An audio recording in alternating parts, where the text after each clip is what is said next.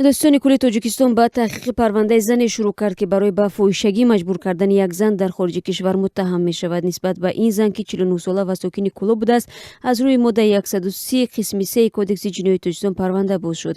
Рӯзи 16 май вебсайти вазорати умури дохилии Тоҷикистон навишт, ки сокини Кӯлоб ҳамроҳи расмия номзан моҳи июли соли 2017 ба боварии зани 35-солаи сокини ноҳияи Фирдавсии шаҳри Душанбе даромада ваъда намуданд, ки ӯро ба шаҳри Дубаи, Имороти Муттаҳидаи Араб ба кор мебаранд.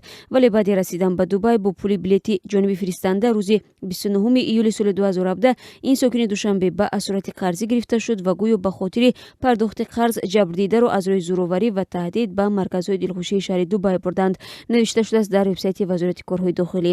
Дар хабари расмӣ гуфта мешавад, ки ин занро маҷбур карданд танфурӯшӣ кунад ва бо инро ба манфиати худ $5000 амрикоӣ ба даст оварданд.